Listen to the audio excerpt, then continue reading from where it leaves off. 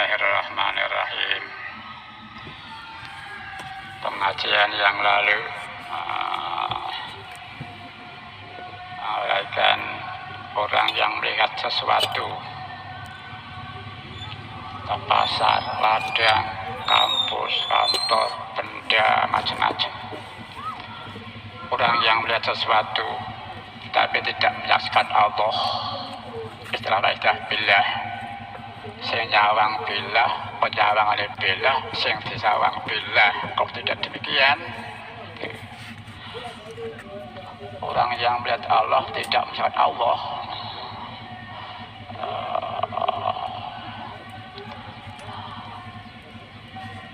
Dan orang juga tidak melihat sesudahnya. Melihat sesuatu pasar, melihat tidak billah. Setelah kepungkur juga tidak melihat, tidak ingat Allah. Pas melihat atau sudahnya tetap tidak ada hubungan pada Allah. Al-Qoblahu, sebelum melihat, sebelum melihat pasar, bagi mungkin orang di pasar, sebelum melihat kantor, atau sebelum melihat ladang, atau sebelum melihat kampus, bagi anak didik atau mahasiswa atau dosen.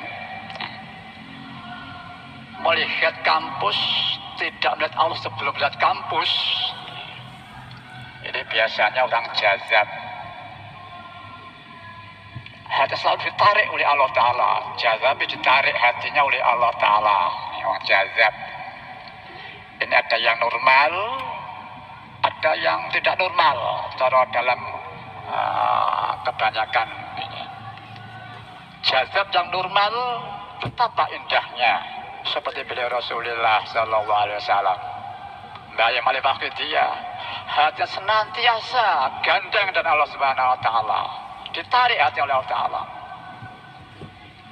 Di samping itu Allah beri anugerah berupa yu'tikul ladzi haqqan haqqah.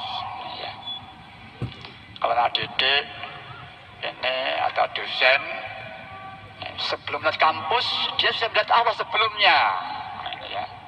Ada 3 di sini. Sebelumnya tidak melihat Allah, pas melihat kampus tidak ingat Allah, kepungkur tetap tidak ingat. Itu orang hati yang buta. Ini mari kita bahas ini, kita belajar memahami bagaimana sesungguhnya permasalahan hidup ini dalam alam asal Islami ini. Mungkin nanti kita semakin tahu betapa dan semakin tahu betapa dosa kita, teledor kita jauh sekali. Ini indah. Selama kita tidak berputus asa para anak-anak, semakin kita memahami kelemahan kita, zulumun kafar, mal khotok manusian, semakin tahu, semakin indah selama kita tidak berputus asa. Saya teringat Allah bersabda dalam hadis qudsinya, maksudnya kurang lebih, jikalau hambaku datang kepadaku dengan sungguh-sungguh, asalkan dia tidak musyrik, membawa dosa-dosa seluruh jagat raya ini, asal dia sungguh-sungguh, nescaya aku Allah menyambut hambaku dengan ampunanku sepenuh jagat raya ini pula untuk hambaku.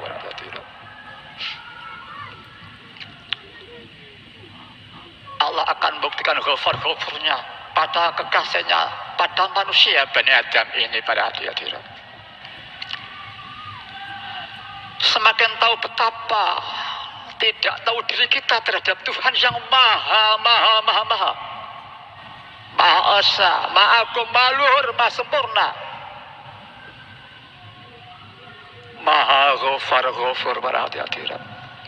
Coba ini secara fakta saya pernah menceritakan betapa jauh janggal.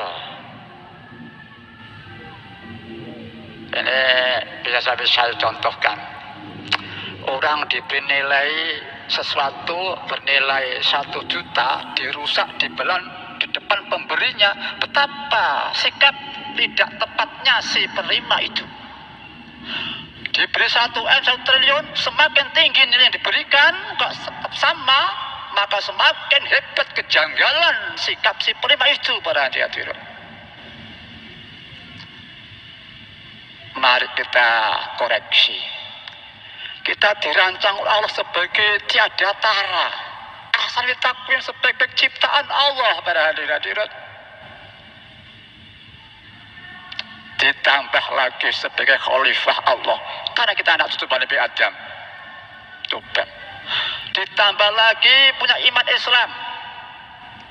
Ditambah lagi sebagai bangsa Indonesia yang indah. Punya falsafah dan dapat 5. Falsafah pertama, ketuhanan yang Maha Esa. 1 gintir pun ada di dunia ini yang memiliki falsafah sebagai bangsa kita Indonesia ini para hadirin. Diberi alam semesta, bumi isinya alam semesta, diberi wahyu dia oleh Allah di akhir zaman para hadirin. Tapi sekarang tetap zalum kafir.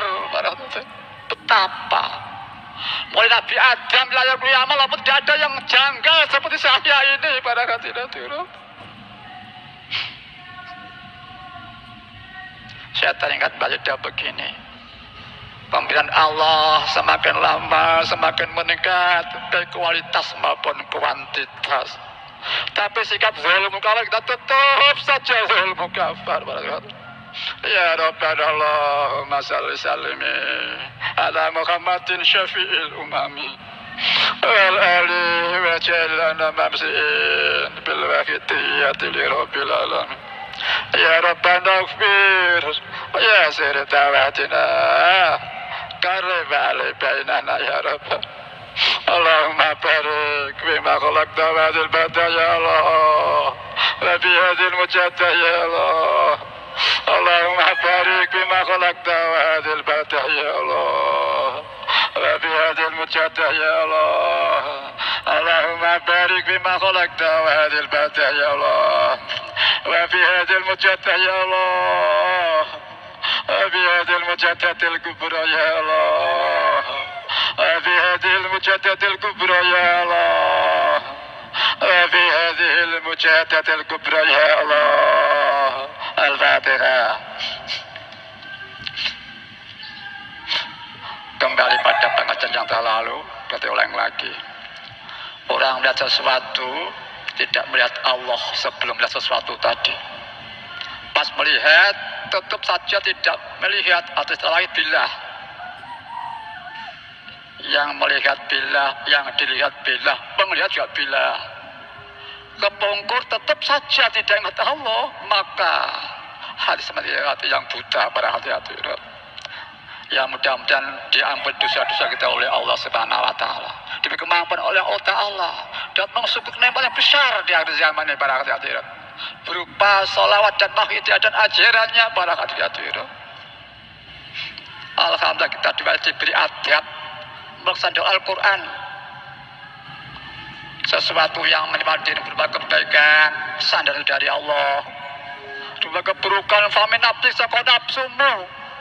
Kita dituntut untuk tahu diri di hadapan Tuhan kita, hati kita para hadirin. Adapun lahiriah dan kehidupan sesama makhluk ini harus bijaksana para hadirin. Tapi hati kita itu adab yang menentukan sekali. Alhamdulillah para hadirin, kita sekali lagi diberi kenikmatan Allah, akhlak yang sangat menentukan kepada Tuhan kita. Para hadirin yang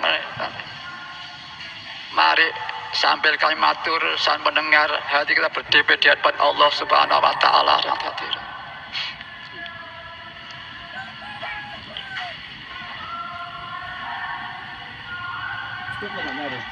Ini terusnya urat ini ada dalil-dalil para ulama yang mengatakan idza hafatil inayatul ilahiyah abdan sarat dzaratum min umrihi tuqawwim alfa sanatin. Jika seorang hamba mendapat inayah atau inayah ilahiyah, maka menjadilah sedetik dari umurnya sepadan dengan ibadah 1000 tahun para hadirin. Maaf, ini kita tidak melemahkan lain-lainnya, tidak. Tapi kita diberi pemahaman betapa nilainya orang yang dibini inayah ilahiyah. Jika ada terjadi khairu ayam, ada lagi di sini khairu ayyamika yaumun tashhadu fi rabbak. Ya Sayyidina Ali. Sebaik-baik harimu ya engkau menyaksikan Tuhanmu. Ini kalau kami tidak salah, asal proses pertama kita tahu, melihat, fokus melihat pada sesuatu itu, frekuensi kita terus kita tingkatkan, maka itu berubah menjadi penyaksian. Diteruskan meningkat menjadi istighraq, gitu ya. Ini mungkin istighraq wahidiyah pertama. Tingkatkan lagi kalau mampu. Ini istighraq ahadiyah seperti dalam istighraq akan habis menjadah itu. Ini cuman masuk kategori istighraq wahidiyah itu sejauh mana wallahu alam. Ini satu contoh gambaran. Kita memahami hakikat wujud, porsi wujud kapas. Faham? Kita faham porsi wujud si benang, porsi hakikat wujud si benang, faham? Kita faham porsi hakikat wujud si kain, faham benar? Kita menyimpulkan tidak ada yang wujud, hanya kapas yang ada di dalam satu istighraq. Tenggelam pada yang kita saksikan. Mungkin kalau kesempurnaan istighraq itu ya tidak ada selain Allah, ya tidak kosong. Mungkin yang mencipta itu kosong, tapi istighraq totalitas terliputi, ya. Mungkin bagaimana wallahu a'lam. Tapi kita berjuang. Kefokusan kita melihat kapas. Kekuatan fokus konsentrasi, frekuensi dengan berbagai cara pikir atau tawakur. Mungkin kalau pada Allah mungkin ngagum betapa keagungan, kasih sayang, wafat kufur dan seterusnya. Di saat kita fokus ingat kapas, mungkin mata lahiriah kita tertutup oleh kain. Ini mungkin logika manusiawi.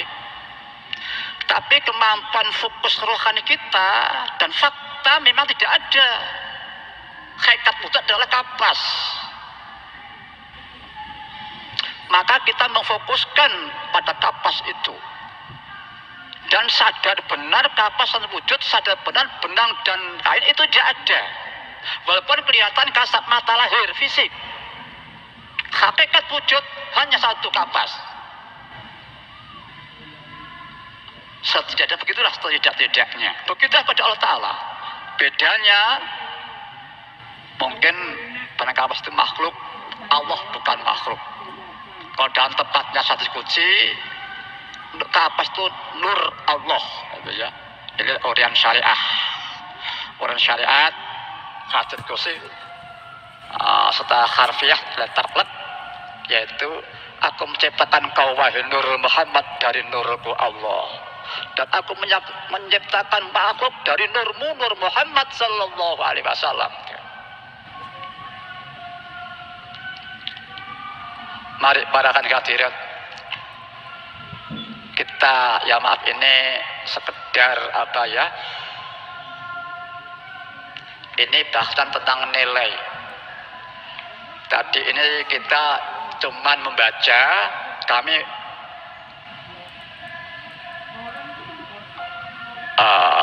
Mari kita belajar memahami, menyimpulkan, walaupun kurang tepat, terutama kita rasakan, terapkan, cakkan, ya.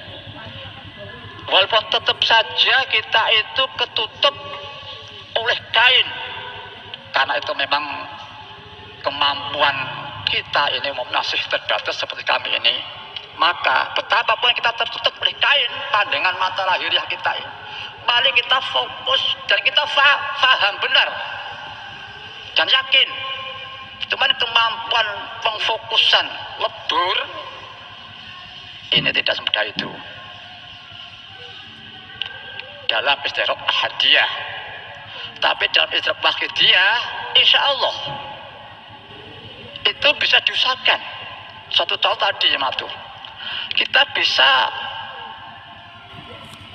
menyaksikan hati ini tidak wujudnya kain dan benang, fokus kapas, kita mampu. Karena kita yakin benar dan fakta faham bahwa hakikatnya tidak wujud kain itu.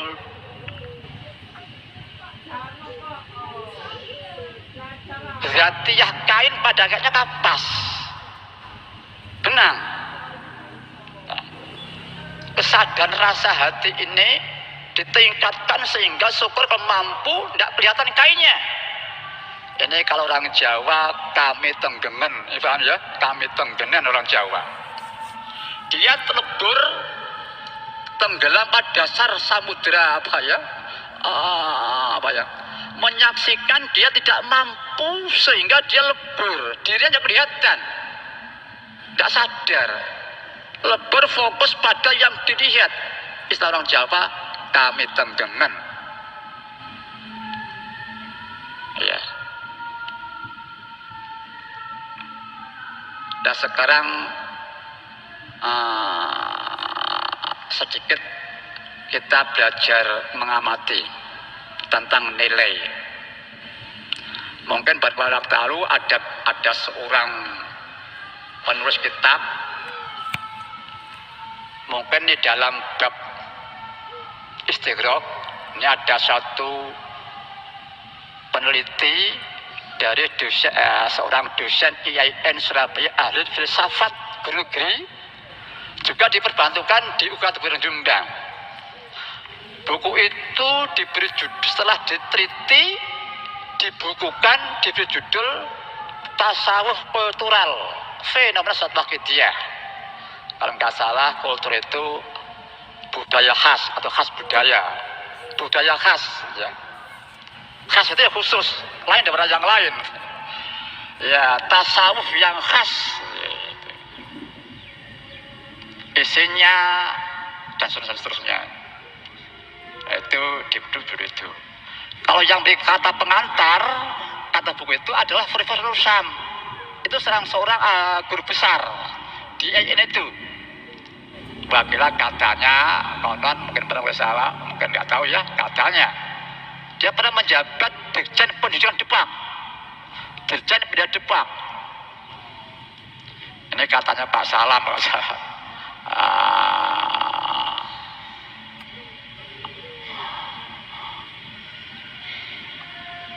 Sistem nilai. Mari coba kita kalkulasi dengan kemampuan daya pikir kita. Misalkan di sana ada istighraq sesaat, lebih baik daripada 1000 aja loh, nggak masalah. Mari kita, ya maaf ini tidak berarti kita melemah, tidak ya kan?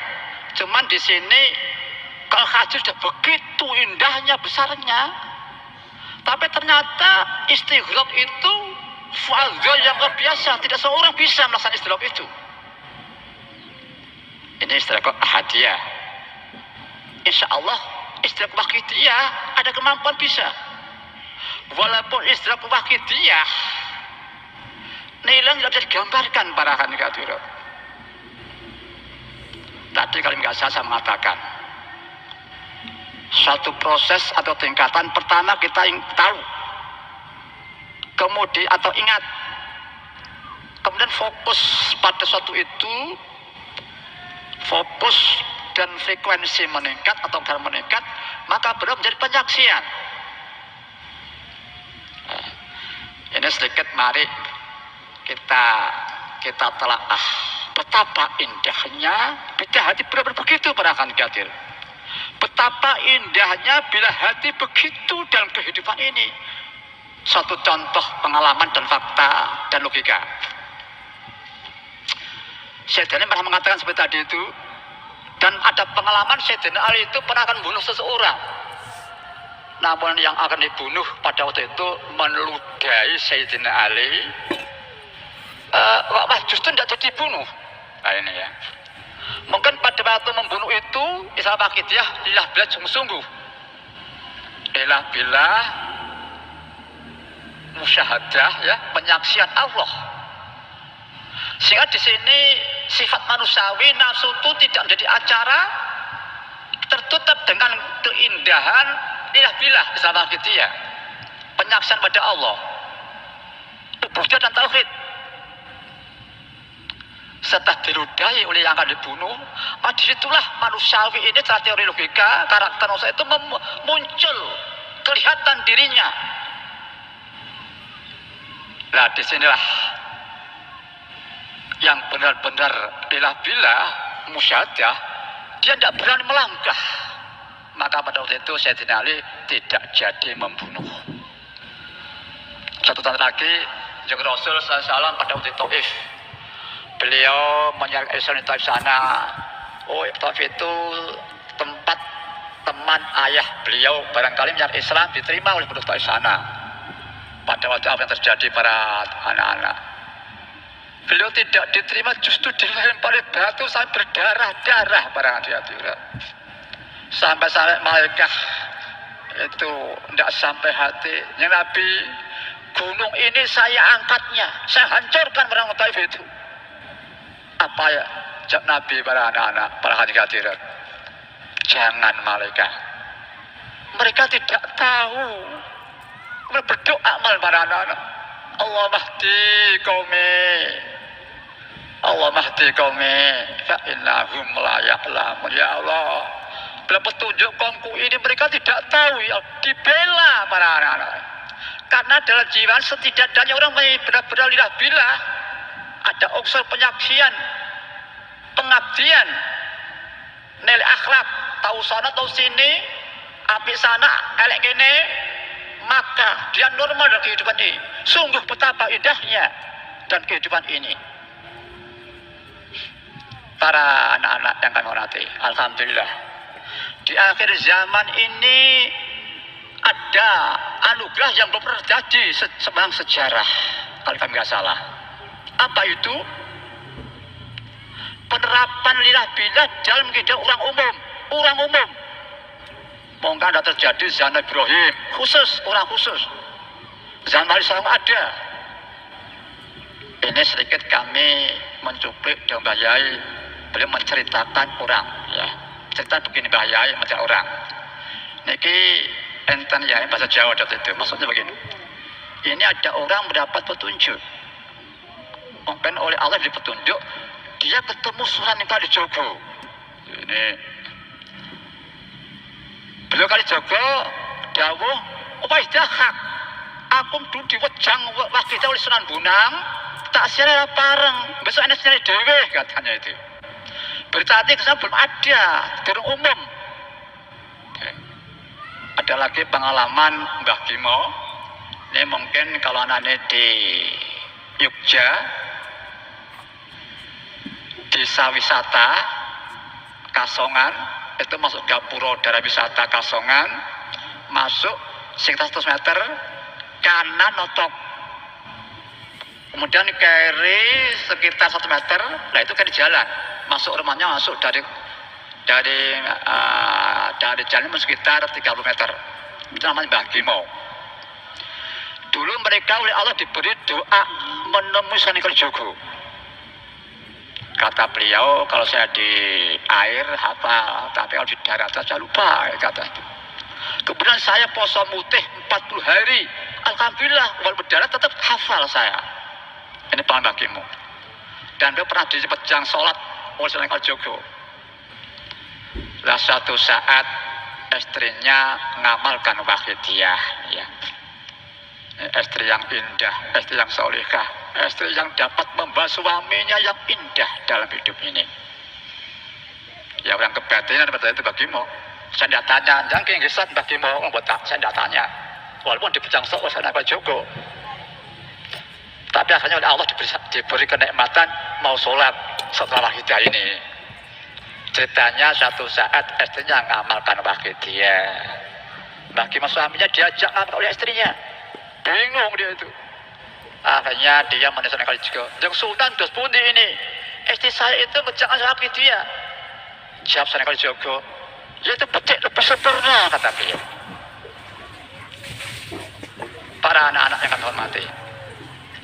Alhamdulillah di akhir zaman ini Allah menemukan anugerah berupa amalan yang semestinya khusus, tapi sekarang karena anugerah Allah diberi kesempatan orang umum ini merasakan kenikmatan khusus itu.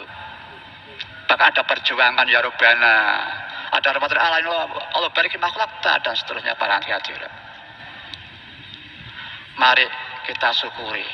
Dah sedikit kadung samatur. Ya maaf ini walaupun tidak ada, tapi kadung samatur tentang poso mutih. Nah, pengalaman bagimu. Dan ini juga belum Mbah Yai pernah melaksanakan juga. Ya Latif, Mbah Yai dan yang lainnya. Ini memang Islam tidak ada.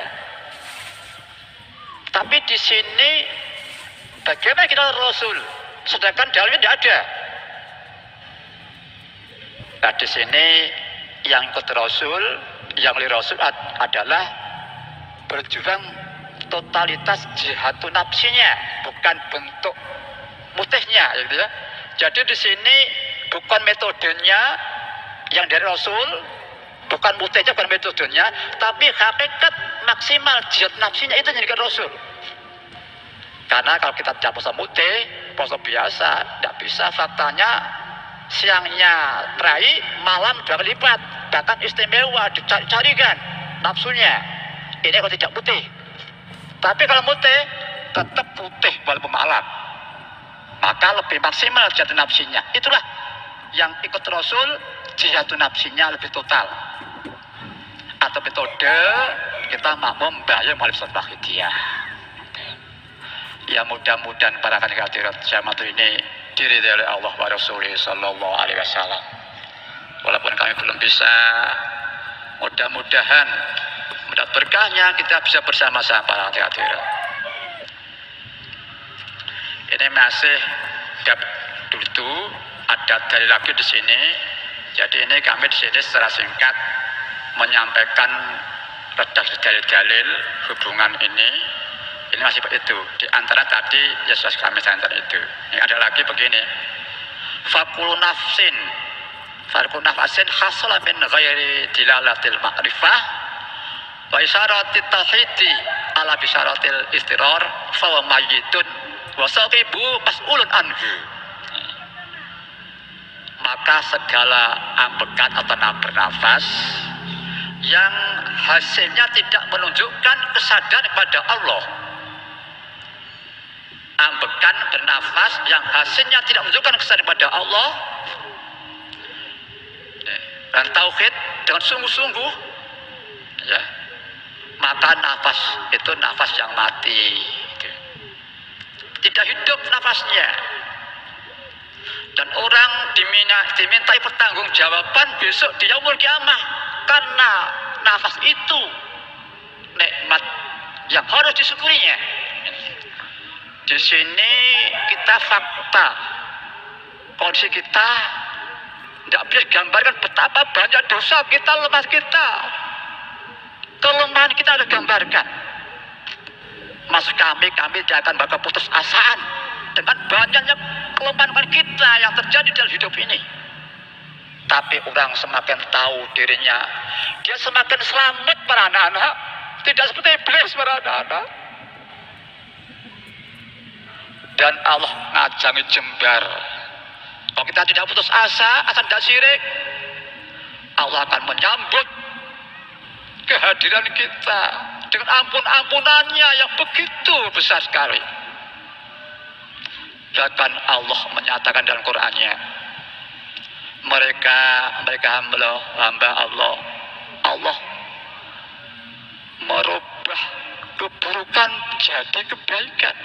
Orang umurnya 100 tahun belakang gelap gulita, kurang 1 jam mati, dia dirubah hatinya mendapat hidayah, alias jadi Islam, dia jadi hamba Allah. Maka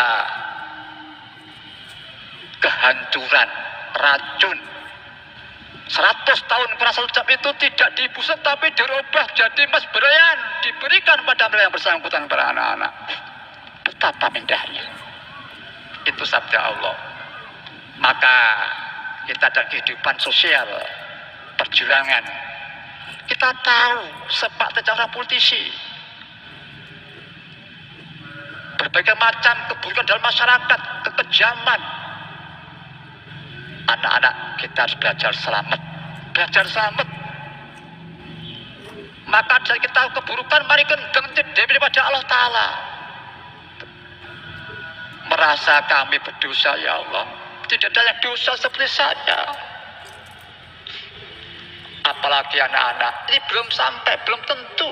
Mungkin kita melihat orang yang buruk, kejam. Siapa tahu nanti di akhir hidupnya mereka dirubah oleh Allah Ta'ala. Lantaran mungkin dia nolong orang, mungkin dia memberikan sholawat pada orang lain, mungkin sehingga Allah menyertainya, dia dirubah hatinya, sadar pada Allah Ta'ala. Ya mudah-mudahan kita diberi kemampuan oleh Allah Ta'ala dapat mensyukuri kenikmatan di akhir zaman ini, dan diambil dosa-dosa kita semuanya, mudah-mudahan, sehingga kita nanti kita berumah tangga, punya anak cucu dan seterusnya, kita hadirat mujahid-mujahidat kita, saudara kita, anak cucu kita, tangga kita, bangsa kita Indonesia ini, umat manusia, mudah-mudahan merasakan yang sadar Rasul Sallallahu Alaihi Wasallam. Islam pertama gilang kemudian ditasuk, nanti di akhir zaman gilang gemilang lagi. Mudah-mudahan kita ini di situ para hadirat. Sekali lagi, ya mudah-mudahan kita diampuni oleh Allah Subhanahu Wa Taala, diampuni oleh Allah Ta'ala, dan mari kita saling maaf-maafkan hal-hal para hadirat. Mudah sekali lagi, mudah-mudahan pengajian Ahad pagi ini benar-benar diridhai oleh Allah Subhanahu